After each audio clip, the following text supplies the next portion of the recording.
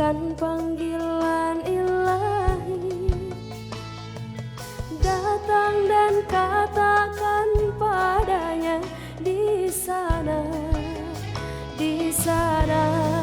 labbaik Allahumma labbaik, labbaik la syarika laka labbaik, innal hamda wa ni'mata lak wal mulka la syarika lak.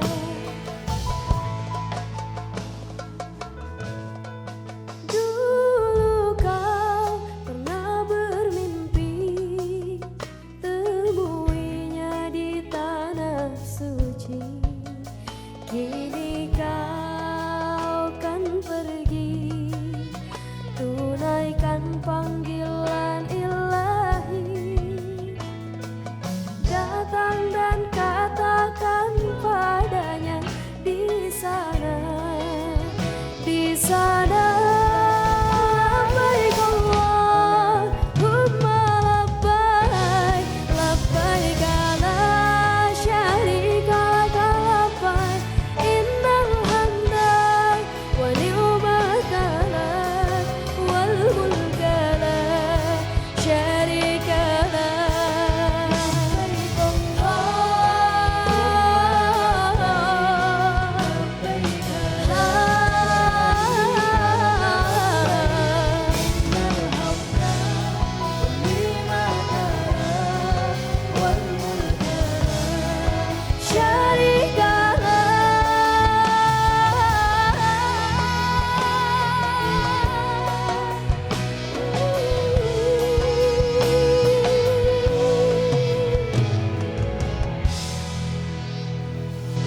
Terima kasih.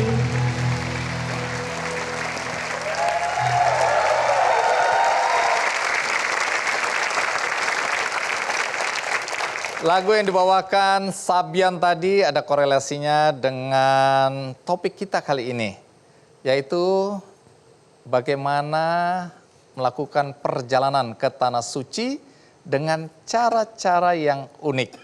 Siapa tamu kita kali ini? Mari kita sambut Hakam dan Ovi.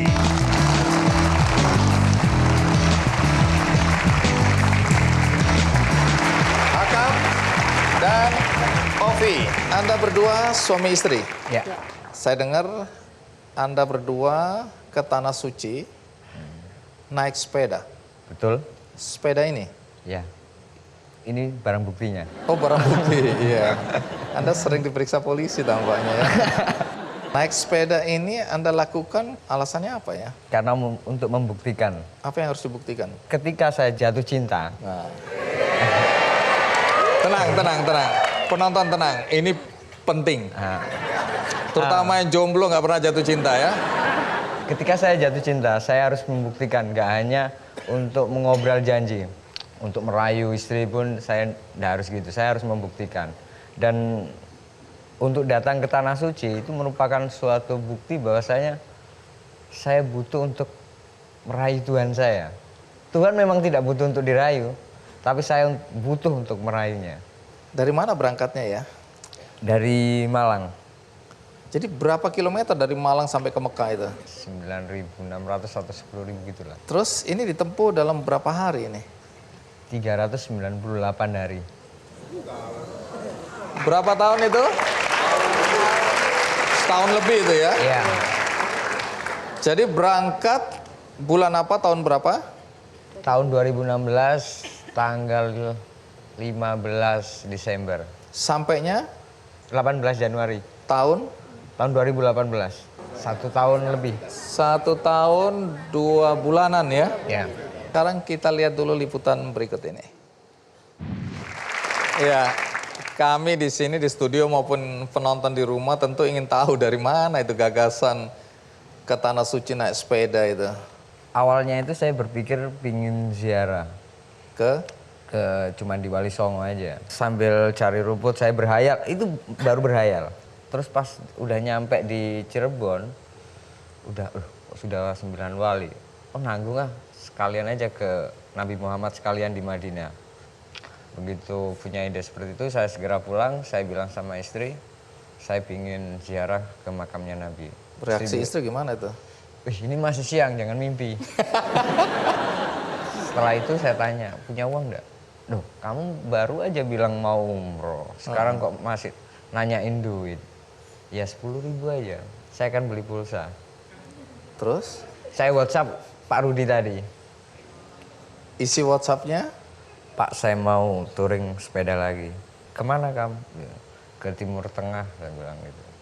Wih, itu jauh Kam. Ya saya tahu, yang dekat Surabaya Pak. Terus? Nah, akhirnya dia singkat cerita dia nanyain persiapanmu seperti apa. Saya enggak punya apa-apa dan persiapannya belum ada juga. Baru setelah itu saya hubungi beberapa teman seperti Mas Alfian ada di sini juga ada. Nah, setelah itu Dihubungin untuk apa? dihubungin untuk berunding, untuk diskusi gimana saya bisa ini untuk ngumpulin dana untuk perjalanan saya juga. Untuk persiapan. Ini Karena awalnya mau berangkat sendiri atau dari awal sudah mau ngajak istri ini? sudah. Jadi saya tawarin istri. Sudah diinfo, terus apa reaksi? Mau ikut enggak? Terus istri reaksinya? Ya udahlah, saya ikut juga gitu. Lagian saya juga dulu sebelum menikah juga udah janji sama dia pingin ngajak jalan-jalan ke Malaysia, ke Thailand. Tapi waktu itu nggak cerita bahwa naik sepeda? Enggak, itu rayuan. Oh, rayuan tuh. Iya. Iya, ya. Jadi saya merayu dia Kalau seperti saya itu. lihat wajahnya sekarang menyesal ya. Oke, akhirnya istri percaya dengan keinginan itu dan mau ikut. Tapi bagaimana dengan keluarga? Tadi kan ibunya sebenarnya nggak setuju ya, orang tua ya? Mertua juga sudah tahu dulu. Sebelum saya menikah pun saya suka cerita. Kalau sebelumnya saya suka perjalanan. Oh, jadi Jadi enggak kaget lagi. masing-masing setuju? Iya, masing-masing setuju. Nggak merasa aneh dengan ide ini? Banyak yang bilang ini aneh, konyol. Ada yang teman-teman bilang kalau mau gila aja sendiri kan, jangan ajak anak istri, jangan ajak istri lah. Gitu. Jangan ngajak istri ya. Saya setuju sekali itu ya. Berapa negara, berapa kota yang dilalui? Negara dari Indonesia saya ke Malaysia, Thailand. Dari Thailand saya terbang ke India. Karena tidak bisa sudah di bordernya Myanmar, saya balik lagi. Oh, jadi sempat sampai ke Myanmar ya, Burma ya. Tapi kemudian nggak boleh melintas sana untuk sampai ke India. Akhirnya terbang, balik lagi ke Bangkok, terus terbang ke Kalkuta. Oke, di beberapa negara itu tanda kutip yang mengalami tantangan. Dan yang menarik nanti kita dengarkan cerita, nanti aja saya ceritakan ya. Tapi sekarang kita read dulu, ikuti terus Ki Candy.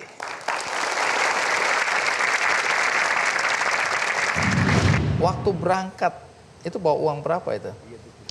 Waktu berangkat dari rumah hampir 0, ya sekitar 0 rupiah. Mbak Ovi, bojomu ini waras nggak ya?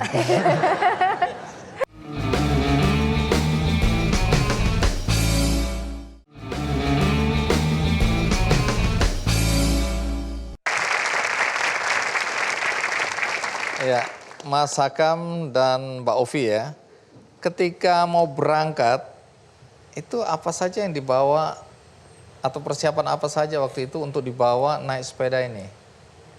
Ya peralatan camping. Camping? Iya. Jadi niatnya memang nggak tinggal di hotel ini?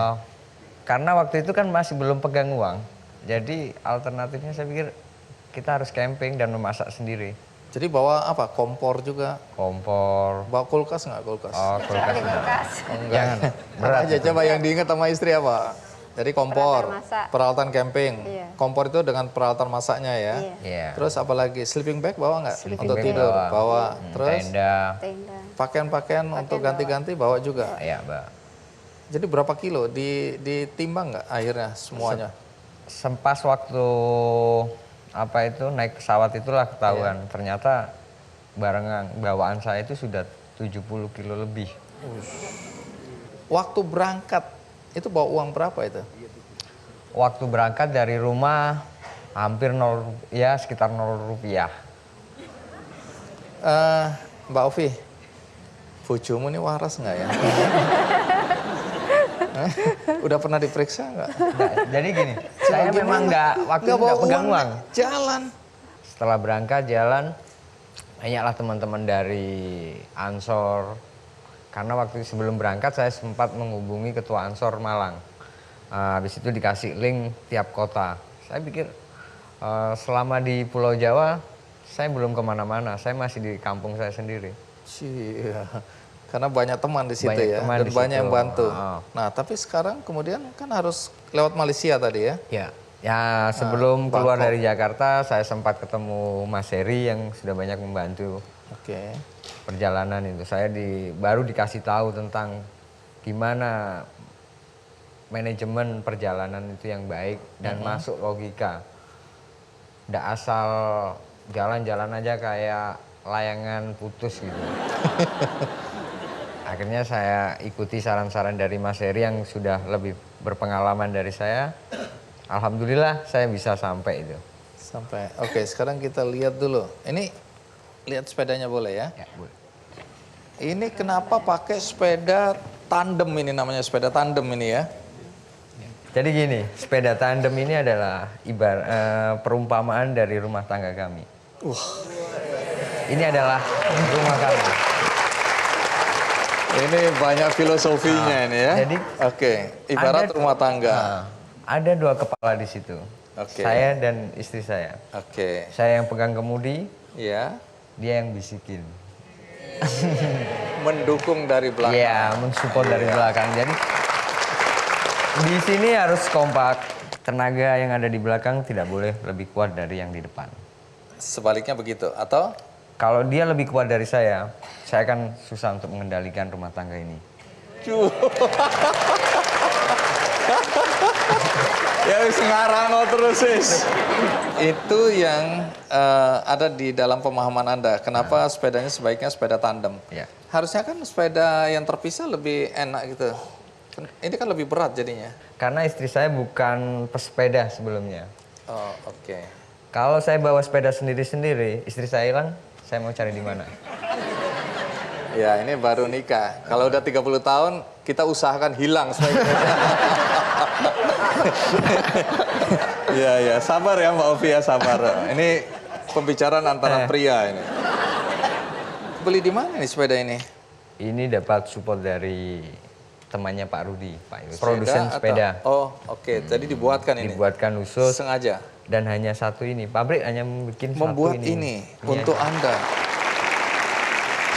Tadi nyebut-nyebut Mas Heri. Ini Mas Heri udah ada di sini ya. Jadi dukungan apa yang diberikan Mas Heri ini? Jadi 50% dari perjalanan saya yang dukung Mas Heri. Dana. Ya dari Dana, doa. doa, dana, banyak lah. Oke. Jadi sering tanya kontak saya juga, gimana kan posisi kamu di mana? Memanage itu ya. Manajemennya perjalanan nggak boleh sembarangan. Iya. Seperti layang-layang putus tadi. Mas Heri, jadi kenapa waktu itu Anda merasa perlu mendukung rencana tanda kutip gilanya Mas Hakam ini? Jadi yang pertama gini, saya menyukai sesuatu yang memang berbeda, sama dengan Oh, podo gendeng ini. Ya, Nyesel aku ngundang mereka ini. jadi we are not perfect, just limited edition. Jadi Oh, orang-orang iya. edisi khusus, tapi tidak boleh banyak orangnya. Kalau banyak bubar dunia ini. Bubar gitu. ya. Biar cuma 1-2 aja ya, Anda Ya. sama dia aja ya. Nah, Nggak usah mungkin ngajak kami ini di sini. Hakam saya gitu kalau hilang tidak dicari gitu. Masalahnya ada istrinya. Itu yang saya Oh, harus jadi pasti bantu. dicari ya. Iya. Kalau dia sendiri Ada hilang istrinya. gitu ya. Betul. Itu yang membuat saya untuk membantu. Saya Mendukung. mengetahui Hakam itu dari guru besarnya Mas Sofan Derajat. Hakam mau ke Mekah. Habis itu saya tanya persiapannya apa saja. Kayaknya nggak siap gitu. Kemudian, Mas, itu anak suruh ke Jakarta, suruh ke saya. Nah, kemudian saya urusi sampai di Jakarta. Kemudian kita ada di komunitas Trail Adventure Community Jakarta, Trek Jakarta. Kemudian Iya. kita rapat. Kita rapat untuk membahas Hakam sampai nanti perjalanannya di mana, persiapannya seperti apa, border to bordernya seperti apa. Kemudian ada sempat sedikit saya kasih training untuk navigasi. Tapi Iya. ada nggak kekhawatiran bahwa pasangan ini akan hilang? Jadi gini, kalau hilang tidak, karena persiapannya waktu itu kita sampai mintakan ke Deplu, surat ternyata nggak keluar juga. yang menyatakan bahwa ini warga Indonesia kemudian mau ke Mekah dengan tujuan umroh dan sebagainya. Tidak keluar, akhirnya dari PBNU yang mengeluarkan, dan itu PBNU rasanya punya jaringan di 198 negara. Jadi kita nggak khawatir.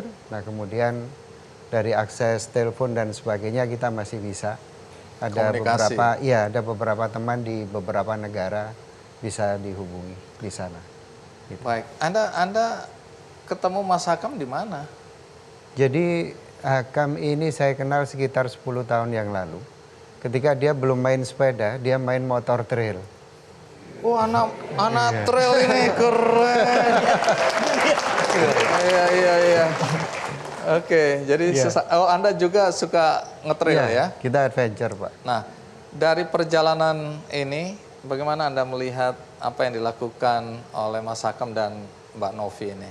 Ya, saya sendiri apresiasi ya. Jadi ini terus misinya kan satu, Holy Journey. Jadi saat itu dunia terutama di agama kita, di Islam itu lagi ada perang urat saraf di medsos dan sebagainya. Kemudian muncul Hakam dengan Holy Journey yang mengabarkan ke dunia bahwa Islam itu rahmatan lil alamin, maka dia melakukan perjalanan ini untuk menarik perhatian. Nah itu saya kira satu contoh yang bagus. Ya, kita perlu untuk memupuk ini sehingga kita sebagai bangsa Indonesia itu tidak bertengkar lagi. Oke. Thank you. Baik, ini menarik ya.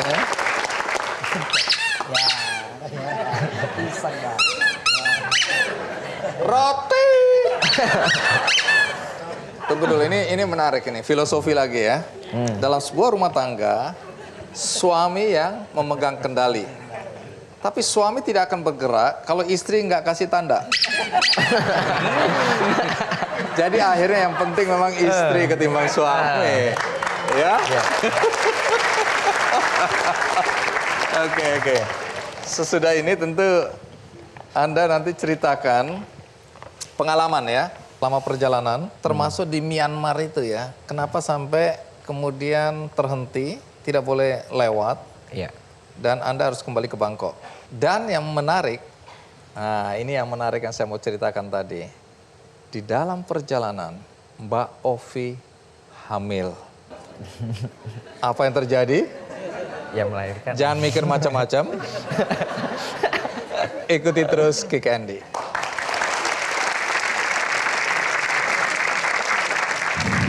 Orang Indonesia tuh kaya-kaya ya? Iya. Gembala kambing Ya, bisa jalan-jalan. Bisa dilihat lah, orang Indonesia yang penggembala kambing aja bisa jalan-jalan 1 tahun.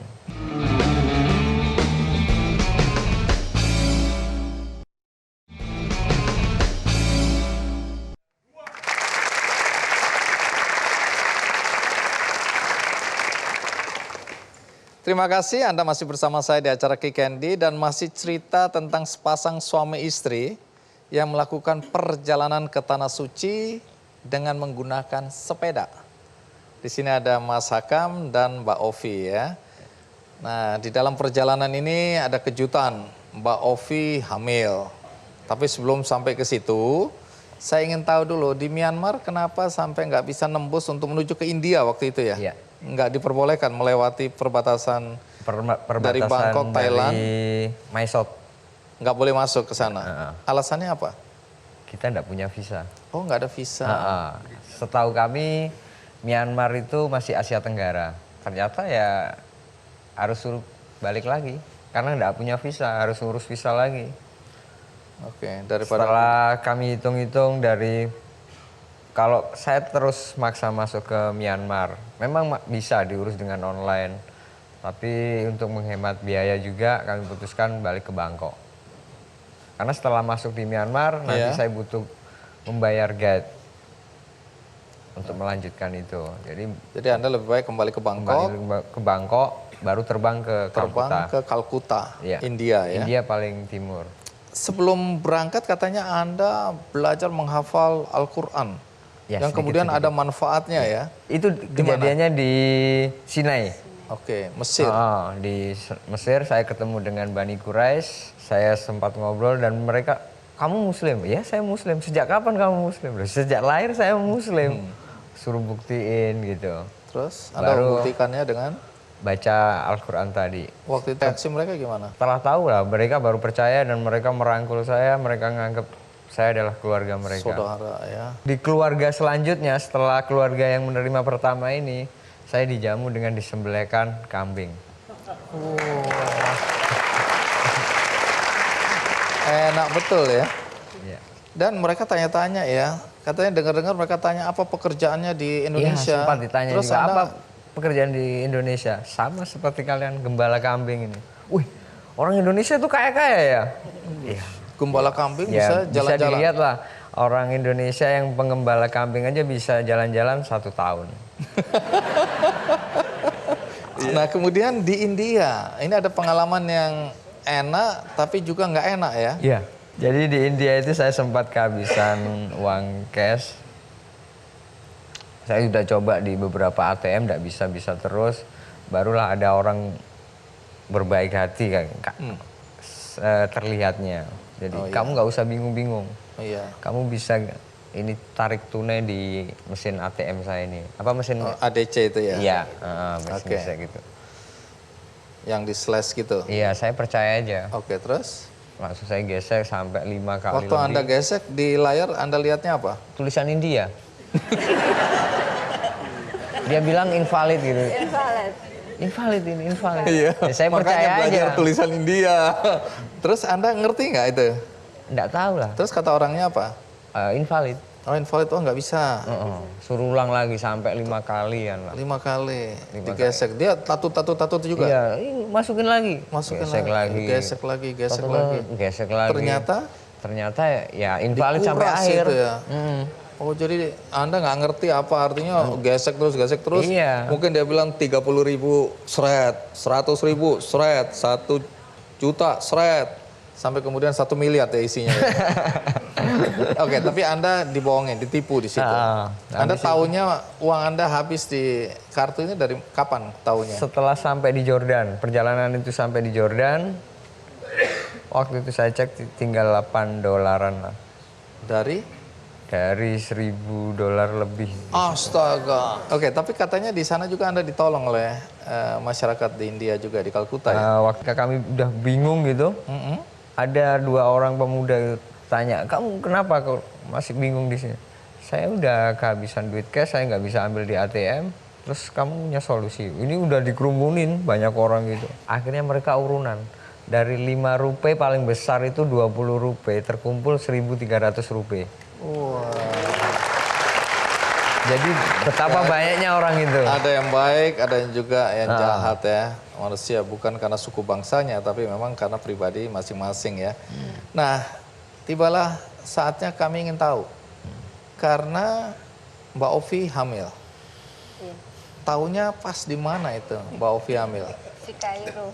Kairo. Iya, Bagaimana bisa tahu hamil? kelihatan capek, terus badan semakin gemuk kan, Oke. cepet lapar, terus guas itu udah berkurang. Mulai curiga ini ya. Iya, boleh curiga, terus sama teman-teman suruh juga Bang Iksan suruh periksa, ayo Mbak tak anterin. Kan Bang Iksan yang pintar bahasa Arab di Mesir kan, suruh antar ke dokter, terus bilang katanya, Masya Allah kamu udah hamil 4 bulan katanya. Hamil 4 bulan, Iya. baru ketahuan hari Iya. itu. Jadi selama bersepeda nggak tahu bahwa itu hamil. Enggak. Nah tunggu dulu, ini kan maaf ya, hamil pertama kan keguguran, Iya, prematur. kedua prematur. Enggak, Yang pertama. pertama Yang pertama prematur. Iya.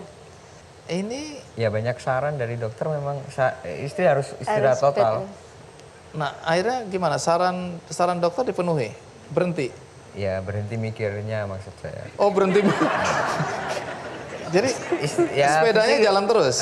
Jadi gini, saya pikir istirahatnya dia itu dia nggak boleh mikir capek, tapi bolehlah kalau fisik yang capek. Jadi harus jalan-jalan gitu. Tapi nggak takut. Ini kan kehilangan 2 kali nih. Waktu itu ada perasaan takut nggak melanjutkan? Enggak. Enggak. Soalnya udah niat. Oh sudah niat. Selama perjalanan saya udah niat dan berdoa. Oke.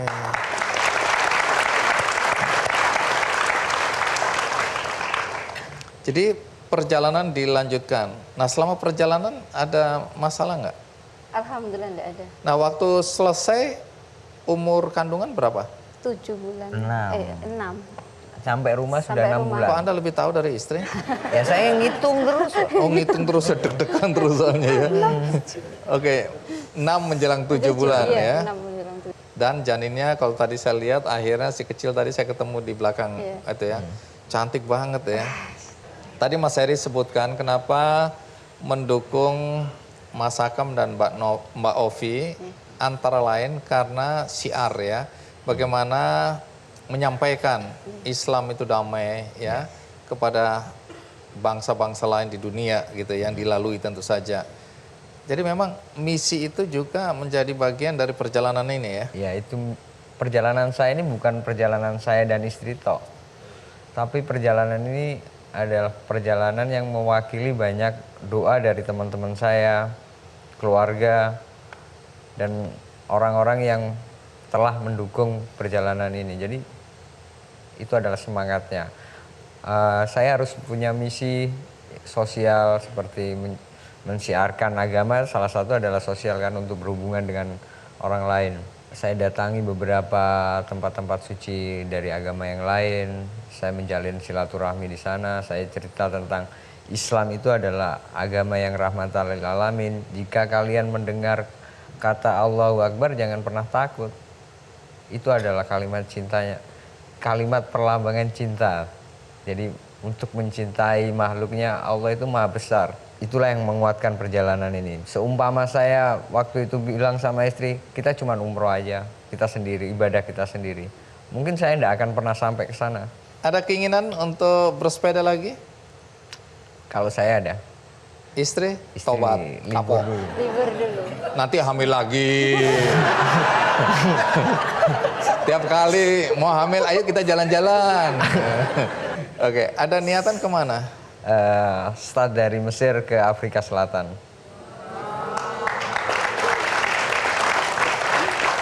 Tahun ini kah? Tahun depan kah? Insya Allah tahun ini di bulan depan ini. Bulan depan? Iya. Persiapannya bulan apa? Agustus. Nggak ada. Untuk yang ini sudah mulai ada persiapan. Sudah mulai. Belajar dari pengalaman kemarin. Pengalaman kemarin udahlah kesalahan yang kemarin. Sekarang harus saya perbarui, saya banyak mengoreksi. Kalau ada yang ingin mengikuti jejak Anda berdua, misalnya mau bersepeda ke Tanah Suci, apa nasihat Anda? Kerjakan. Udah itu aja? Iya, udah itu aja. Jadi keputusannya kerjakan. Jangan ragu-ragu. Baik, Mas Hakam, Mbak Ovi, terima kasih ya. Iya. Berbagi cerita dengan kami semua ya. Ada pesan moral yang kuat, ada misi yang juga mulia tadi disampaikan.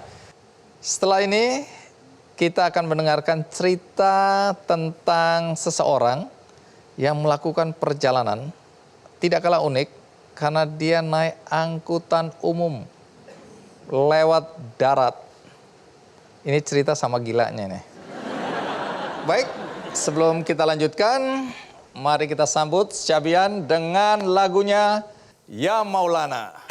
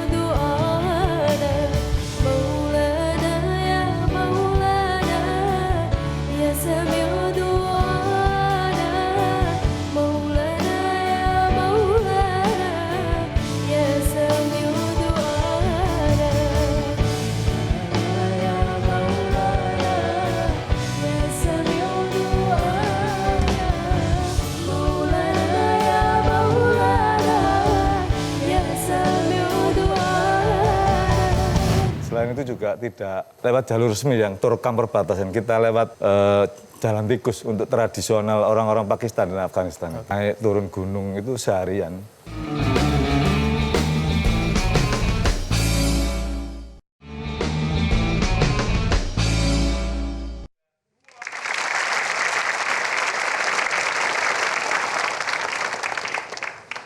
Kalau tadi Hakam dan Ovi ke Tanah Suci naik sepeda, maka tamu kita berikutnya ini ke Tanah Suci naik angkutan umum. Siapa pelakunya? Siapa orang ini? Mari kita sambut Bahari.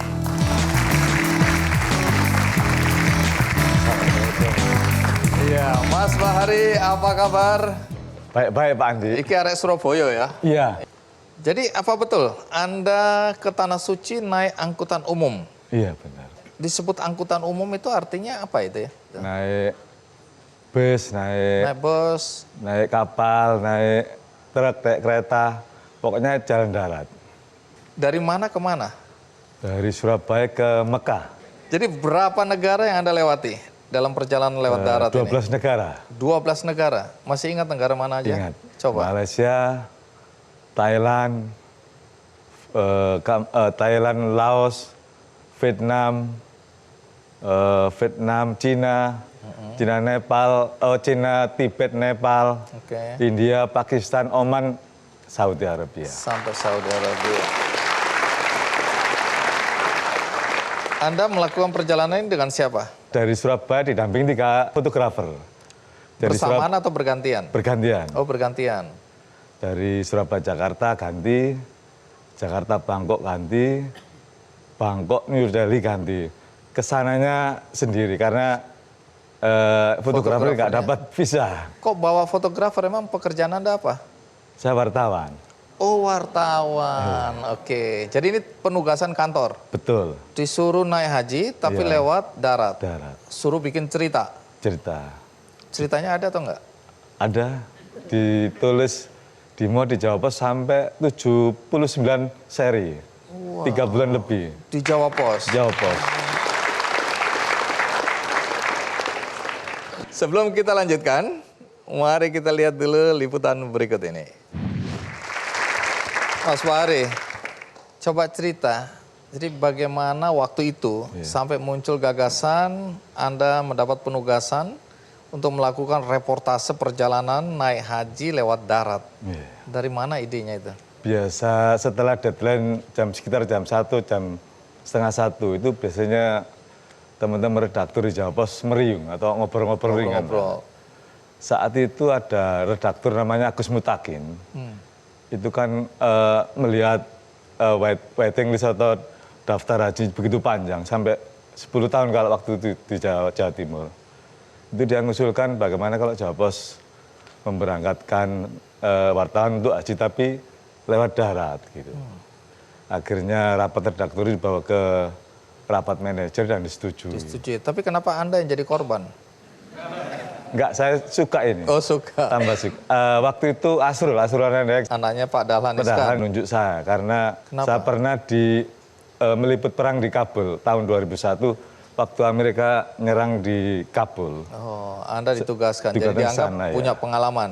Ya itu. Terus kedua saya biasanya di Jawa Pos nulis features. Baik, jadi Kedua itu karena alasan. pengalaman pernah tugas di Kabul dulu ya. Iya. Waktu di Kabul dulu berapa lama Anda dapat penugasan? 1 bulan. 1 bulan Iya. di sana. Bikin cerita laporan dari sana. Iya. Waktu itu Kabul kan tidak ada pemerintahan. Di Kabul dikuasai Amerika sama Aliansi Utara, tapi di perbatasan dengan Pakistan itu masih dikuasai Taliban Mujahidin. Jadi tugas kantor bagaimana caranya kamu masuk Kabul. Akhirnya saya di Pakistan ketemu pengawal orang Mujahidin, setelah negosiasi disepakati $3.000. Waktu itu sekitar 30 juta untuk ngawal saya sampai Kabul. Nggak ada pemerintahan itu kan risikonya tinggi ya. Betul. Selain itu juga tidak lewat jalur resmi yang terekam perbatasan. Kita lewat jalan tikus untuk tradisional orang-orang Pakistan dan Afghanistan. Jadi Anda masuk Kabul lewat situ waktu itu ya. Naik turun gunung itu seharian. Nah, nanti cerita ya, karena di Myanmar kalau nggak salah, atau nanti Anda jelaskan, Anda diperiksa ya polisi ya, karena dianggap pedagang narkoba ya. Kalau Atau- di Myanmar itu masuk daerah terlarang Kota Tamu namanya. Oh, Kota Tamu. Iya. Yang Anda diperiksa karena diduga jadi kurir narkoba itu di Itu mana? di Gwadar, Karachi, Oh. di segitiga Pakistan, Afghanistan sama Iran. Juga dikira mata-mata ya. Iya. Cerita ya, kenapa Oke. sampai Anda dituduh atau dicurigai jadi kurir narkoba atau mata-mata? Sekarang kita rehat sejenak, ikuti terus Kick Andy.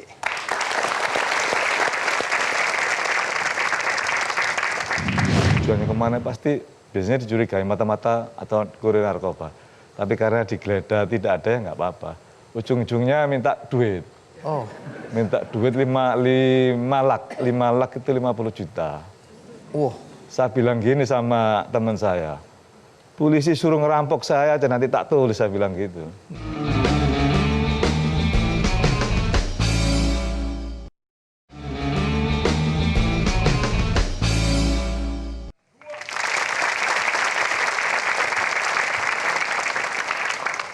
Mas Fahri, dari perjalanan yang Anda lakukan ya, itu perjalanannya makan waktu berapa hari? 3 bulan 24 hari. Dari perjalanan itu yang paling Anda ingat peristiwa apa? Ada 2. Apa itu? Pertama di Myanmar, kedua di Pakistan. Di Myanmar apa yang Di terjadi? Myanmar itu pertama ditangkap di Tamu, kedua medannya sangat berat. Naik Medan berat itu artinya apa? naik bus itu kayak di Jakarta Kopaja itu, tapi berisi penumpangnya separuhnya barang kayak bawang bombay, pokoknya bumbu-bumbu itu. Bumbu-bumbu, separuhnya, Iya. separuh baru penumpang. Separuh penumpang itu pun full, jadi terus jalannya juga berat. Jadi Itu berapa lama perjalanan seperti itu? dari ibu kota Myanmar itu ke Monja itu 13 jam. Terus dari Monja ke Kala itu 21 jam. Itu yang paling rusak parah jalan. Ini masih di Myanmar. Di Myanmar itu. Kala ke Tamu itu 4 jam naik angkot. Ini Tamu ini kota yang tertutup sebenarnya. Iya. Tertutup Tertutup untuk orang asing. untuk orang asing. Anda masuk ke sana? Masuk ke sana. Ngapain Anda di sana? Mau ke India. Karena di sebelah itu sudah Manipur perbatasan. Oke, terus Anda masuk ke sana apa yang terjadi? Masuk di sana hampir menjelang maghrib, nginep di 4 hotel, semua ditolak karena tidak ada surat dari Deplu. Akhirnya teman saya yang staf kedubes dari Yangon ini lapor imigrasi. Ini nggak tahunya malah diusir. Oh, Malam itu juga Kenapa diusir? karena kota tertutup terlarang. Oh, orang asing. Orang asing. Jadi malam itu juga naik ojek harus ke Kalai lagi sekitar 4 jam. Tapi akhirnya dari situ kemana? Ke Myanmar, waktu Dahlan telepon, dirundingkan di kantor Jawa Pos. Baru suruh balik aja ke Thailand, ngapain ke India, terbang. Kalau terbang dari Surabaya langsung Mekah bisa, gitu. Akhirnya disuruh balik ke Thailand untuk diputer, rutenya diputer. Oh, jadi Anda suruh kembali lagi, Kembali ke Thailand. baru jalan muter lagi? Iya. Jadi waktu itu rutenya Myanmar, Bangladesh, India, sama Pak Dahlan diputar ke Thailand, Laos, Vietnam, Cina, Tibet, Nepal, baru masuk India lagi. Pak Dahlan ikut campur karena memang dia Ya. bosnya Jawa Pos ya. Jadi dia tahu perjalanan Anda itu ya. Ini memang setelah saya jalani memang ramah dalam arti transportasinya juga nggak berat, cari visanya juga. Nah, kemudian pengalaman yang kedua, apa ya? Di Gwadar itu dari Karachi ke Gwadar itu sekitar 700 kilo Surabaya Jakarta. Nyewa taksi saya. Taksi itu artinya taksi kayak kita di sini di Iya kota benar, nih? ya. Nyewa Oke, di terus? bandara, saya sewa ke sana berapa deal jadi. Waktu 100 kilo itu teman mahasiswa yang dampingi saya itu ngerokok.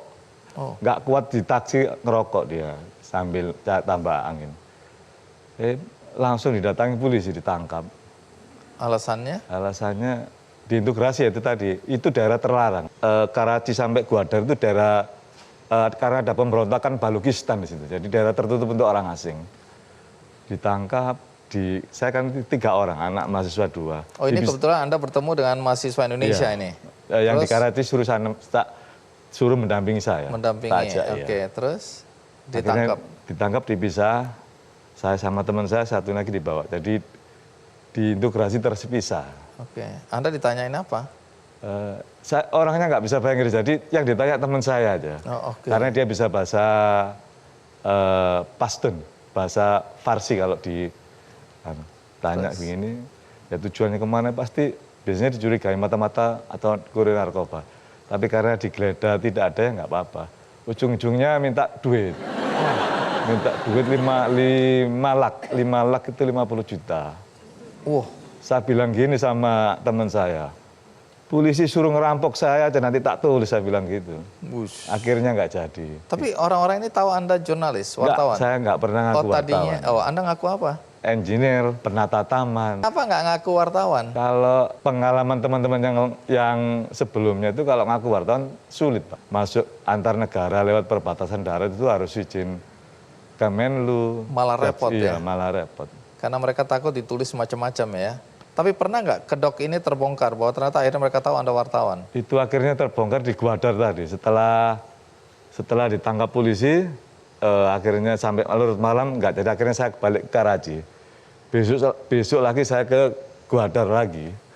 Tapi dengan ngajak orang Balukistan yang tahu persis daerah situ. Terus kami juga ditandani seperti orang Pakistan, pakai apa ya, salwar gamis, jadi pakaian topinya, Oh, pakaian jadi juga. Anda nyamar gitu, Iya. disuruh nyamar, Disuruh nyamar. lolos. Kacanya juga dikasih kisi-kisi. Akhirnya lolos sampai Gwadar. Maksud Jadi ini diselundupkan ya Anda ya? Iya. Di Gwadar ini kami bermaksud menyewa kapal atau perahu yang untuk mengantar ke Oman. Terus? Cari-cari di pelabuhan nggak ada memang, perahunya kecil. Tapi kami sudah curiga bahwa daerah yang begini ini banyak mata-mata. Saya bilang sama orang Balukistan, jangan tidur di hotel, tidur di rumah kamu aja. Oh, nggak bisa. Adat orang Pakistan, Afghanistan itu kalau ada perempuan di rumah tidak bisa menerima laki-laki dari luar. nginap. Akhirnya nginep di hotel. Terus? Ya losmen lah kecil itu. Iya. Baru 10 menit lele sudah didatangi Lele itu Intel. baru Iya. santai 10 menit. Iya, didatangi Intel imigrasi itu. Digeledah semua akhirnya. Terus dia pergi lagi, datang kepalanya lagi, yang masih muda. Digeledah akhirnya ketemu surat rekomendasi Pak Dubes Myanmar Sumarsono itu yang memberi tahukan bahwa saya ini jurnalis, kalau ada apa-apa mau dibantu ke Myanmar. Saya selipkan di tas paling bawah. Tapi karena diobrol-obrol semua akhirnya tahu di. Begitu Ketemu dilihat, surat, iya. oh kamu jurnalis ternyata. Terbongkar. Terus reaksi mereka? Ya saya bilang minta maaf aja. Enak saja kamu minta maaf setelah berbelit-belit beberapa jam. Oh, mereka jengkel juga ya, karena Anda nggak ngaku ya. Akhirnya keputusannya kamu saya tangkap atau balik ke Karachi. Saya lapor Surabaya. Akhirnya ya saya pilih balik ke Karachi. Kalau saya ditangkap kan- redakturnya saya bilang udah tangkap aja supaya ada cerita. Iya. Ternyata Anda kembali ke Karachi. Ke Karachi. Tapi saya bilang sama redaktur Surabaya, saya sudah siap mental kalau besok terjadi apa-apa. Baik, nanti jelaskan bagaimana Anda melanjutkan perjalanan dan akhirnya berhasil naik haji. Bagaimana kisahnya? Ikuti terus Kikende. Jadi kalau hari itu saya nggak bisa masuk ya, kata Pak Dahlan, kamu nggak boleh balik ke Indonesia, kamu harus keliling nggak tahu kemana, bilang gitu. Nunggu musim Ini haji untuk tahun depan. ya.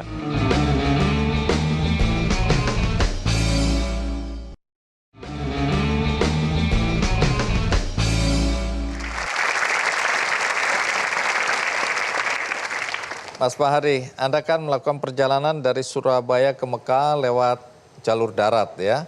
Jadi naik berbagai angkutan umum.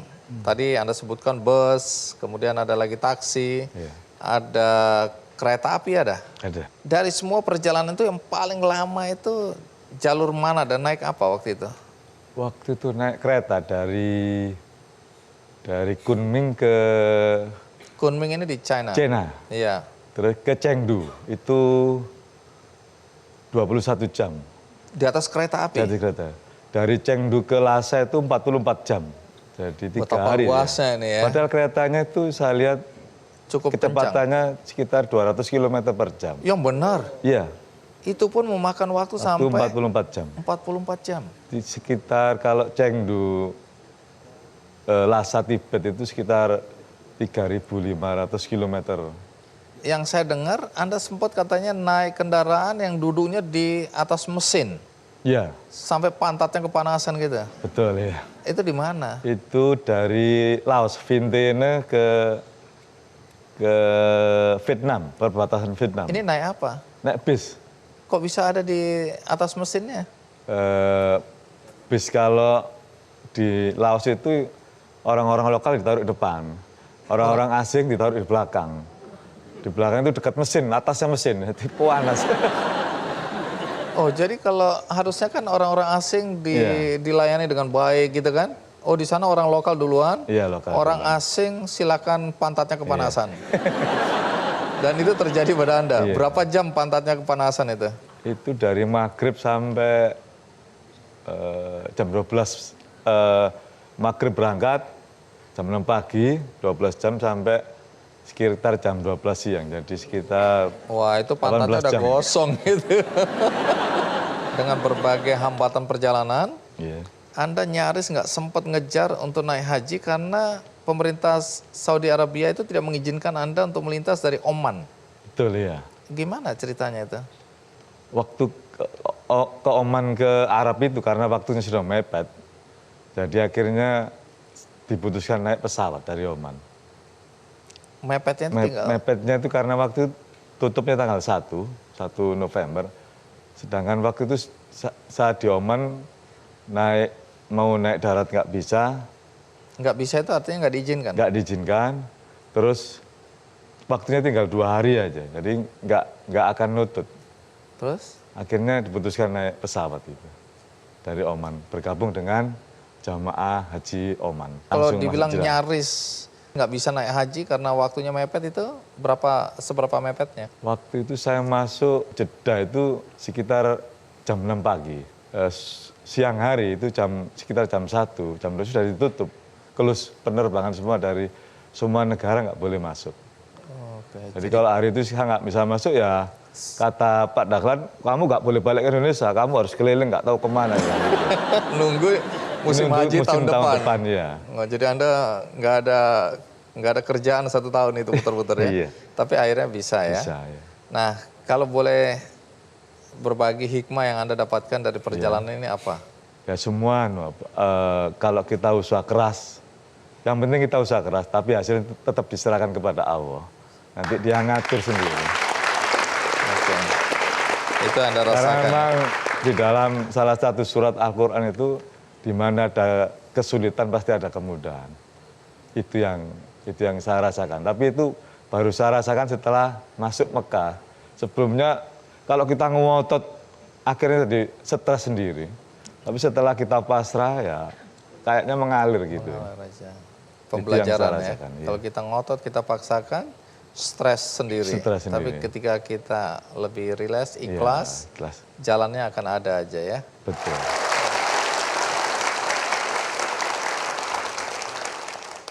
Di ujung acara ini sekali lagi kita akan mendengarkan satu lagu yang keren. Judulnya Bismillah. Dan tentu saja akan dinyanyikan oleh teman-teman dari Sabian. Tapi sebelum itu, Ayus, coba personilnya ini sekarang siapa aja nih?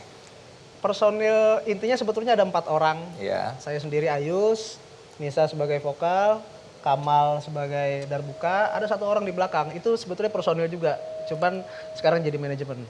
Nah, di belakang kita ini teman-teman dari Lagana, mereka additional player.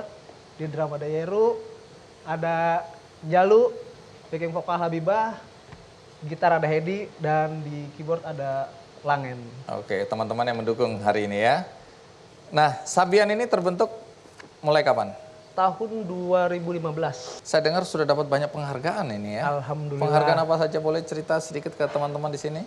Penghargaan, ada 2 penghargaan dari AMI Award, 2 penghargaan di tahun 2018. Terus ada 1 penghargaan dari SCTV Music Award sebagai pendatang baru terbaik. Alhamdulillah juga kita punya 2 channel YouTube. Yang pertama official Sabian dan channel. Alhamdulillah dua-duanya kita udah dapat silver dan gold button dari YouTube. Sombong ya. Keren. Alhamdulillah. Ya. Dan viewersnya alhamdulillah lagu-lagu yang kita cover itu ada yang sampai mencapai lebih dari 300 juta. Dan lagu yang tadi kita bawakan, lagu yang Maulana itu alhamdulillah hampir 300 juta viewer. Wah, pantesan semua tadi bisa ikut nyanyi ya. Dengar-dengar sudah bikin film ya? Iya, Judulnya apa?